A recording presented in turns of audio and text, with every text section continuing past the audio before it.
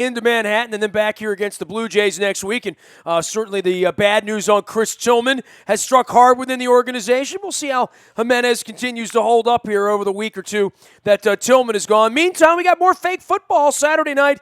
The Detroit Lions come in for the always third and important preseason game. This guy works in the building out in Detroit as a Lions insider for DetroitLions.com and formerly at the Detroit News. He is Tim Twentyman. You can follow him at T20man on Twitter as well. What's going on in Motown? Getting ready for these big preseason games. Lots of cuts to make, and as much as we sort of scoff and laugh, the coaches take these pretty seriously. Yeah, they do, especially this third preseason one. As you know, this is the tune-up. We're going to see the starters, at least on Detroit's side, through the first half. And so I think this is where you get a look at what you're going to have to begin the season. I think in Detroit's case, what do you have? This is a team that was 1-7 to begin last year. This is a team that was 6-2 that finished it. Is this the 1-7 version? Is this the 6-2 version? I think we'll have a better idea after the first half on Saturday night. Well, everything I hear is about running the football and the offensive line, and it feels like that is going to sort of define the Lions, right? I mean, if the offensive line stinks again, it's going to make the running game stink. It's going to put more pressure on Stafford, who got beaten around a lot last year, and that would be the first bad sign for the Lions, would be trouble with the O-line.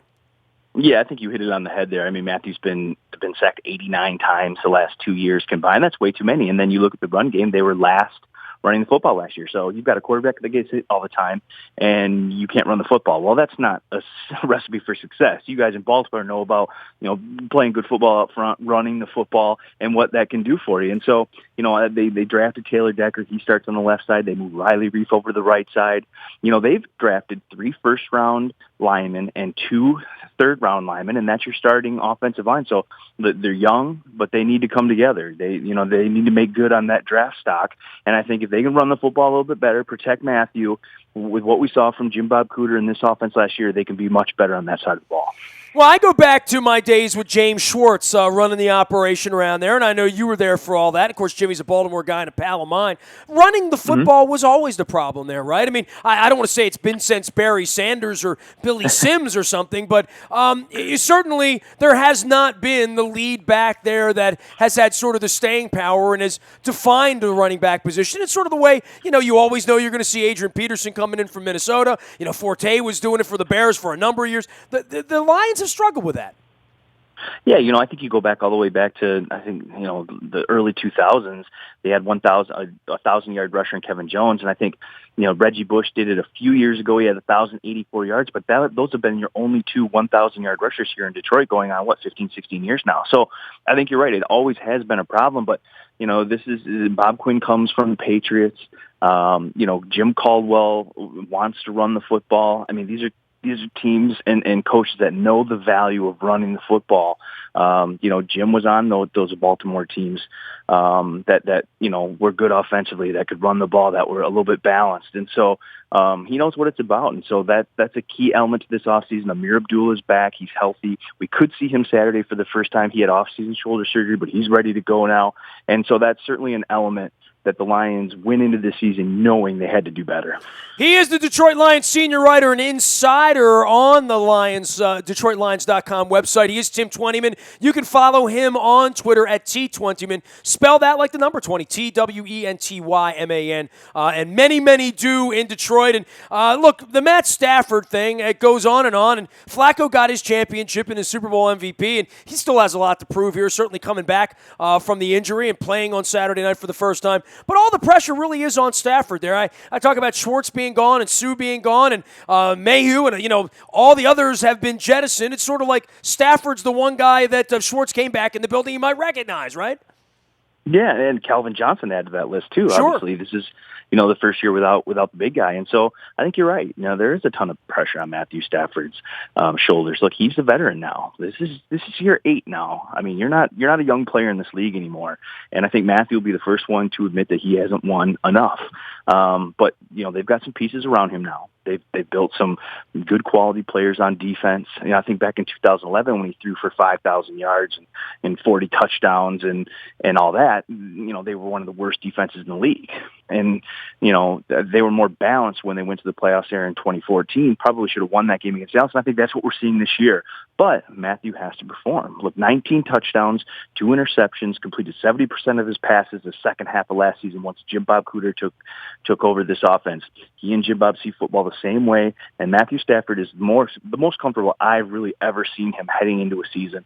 Just with the offense, with how it's tailored to him, it's a lot of up-tempo. He controls the line of scrimmage. And with that, though, comes a ton of pressure. If he doesn't perform, there's some real issues here in Detroit, and you have to start to decide if he's the guy of the future, with a contract looming here in the next year or two.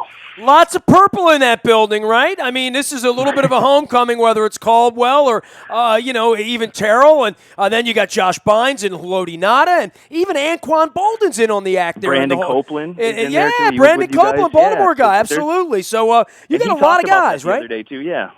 There's a bunch of guys. There'll be a lot of. You'll see some Lions jerseys, some fans from players here now that were there. There's a little feel. I can tell you this: plenty of Haloti Ngata jerseys floating around here. I assure you that. Yeah, we've had terrific recommendations in the locker room from players and coaches on where to eat in Baltimore. You won't have any tourist crab cakes. That's right. I'm going to have terrific meals while I'm there visiting Friday and Saturday. Well, Haloti knows how to eat. He's going to send you out for fried chicken at Royal Farms, though. He was their spokesperson. Oh yeah. How's he doing? How's the big guy doing, man?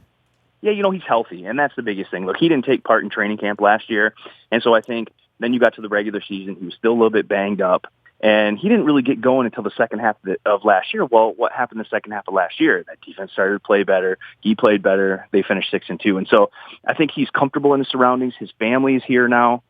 When you get traded, that's a whirlwind, and then you're injured on top of that. I think he's comfortable with the scheme. He's comfortable with, his situation here in Detroit. His family's here. He's healthy. And so he has looked to me like the Haloti Ngata of old.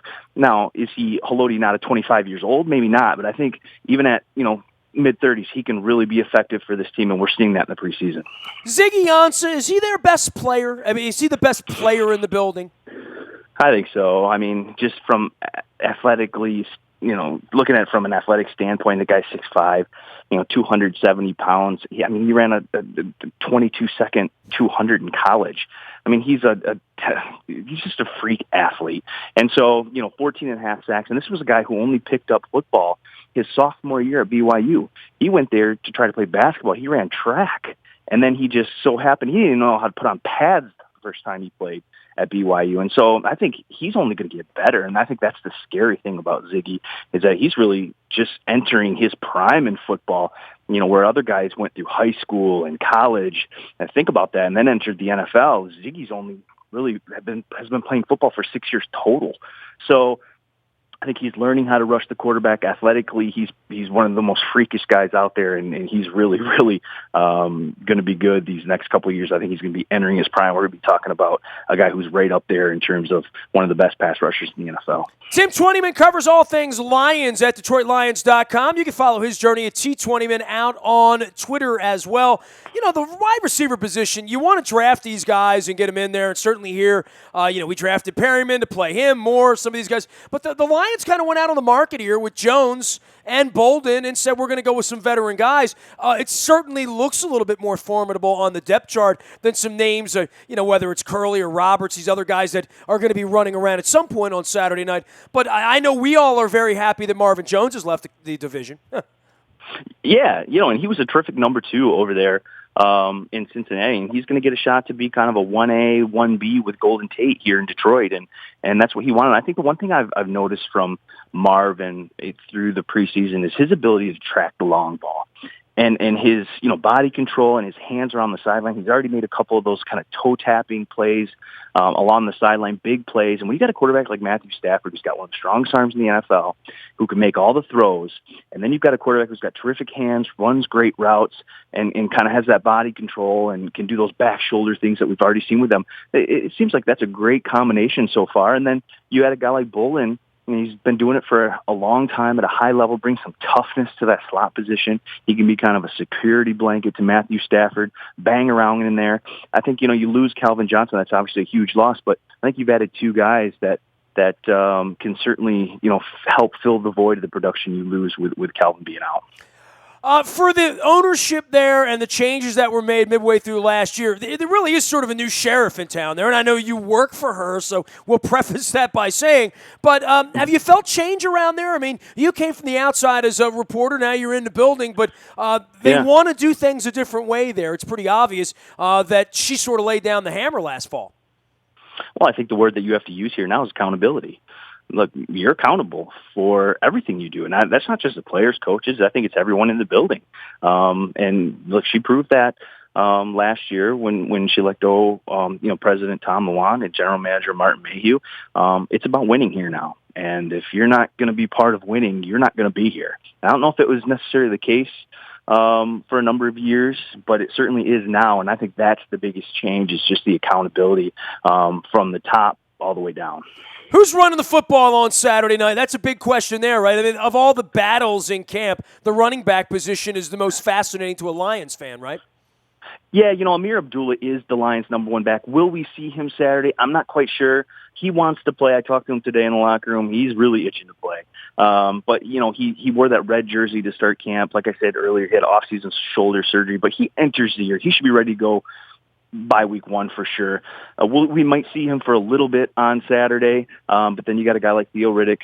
We're going to see a little bit of him. One guy to keep an eye on, Dwayne Washington, their 7th-round draft pick this year. Guy out of Washington, 6'2", 220 pounds, 4.4 40. He already returned a kickoff 96 yards for a touchdown week 1 versus Pittsburgh. Had a couple nice runs, a 5-yard touchdown last week, and a 2-point conversion. He's going to get more carries this week as the Lions really look to see what they have and maybe a diamond in the rough. He is Tim Twentyman. You can follow him on Twitter at T20man. He's also out at DetroitLions.com and running around with the Honolulu Blue. Hey, we'll see you guys on Saturday night in here. No injuries, the end of fake football. I know we all can't get enough of this, but I can't wait for the regular season to begin, man. I'm right there with you, brother. We'll see you on Saturday. Keep them straight. Send them back healthy. The Detroit Lions come to Baltimore on Saturday. We're on the scene in Owings Mills all week long. Luke will be out there tweeting away and giving you all the breaking news. If there is anything major that happens, you'll get it first on the WNST text service, as always. Brought to you by Coons Ford of Security Boulevard. Our morning newspaper hits your email inbox at 7 a.m. every morning. That's powered up by Planet Fitness and PlanetFitness.com. And last but never least, hey, man, the internet's out there. Twitter, Facebook, LinkedIn, Snapchat, Instagram. You can always email me, nasty@WNST.net. And if you miss anything, the Buy a Toyota Audio Vault is the home for all things WNST audio. It's the Buy a Toyota Audio Vault. Always there for you, a click away podcast. Listen when you want, where you want, how you want. It's how we do things. We are WNST.net, AM 1570 in WNST Towson, Baltimore. And we never stop talking Baltimore sports.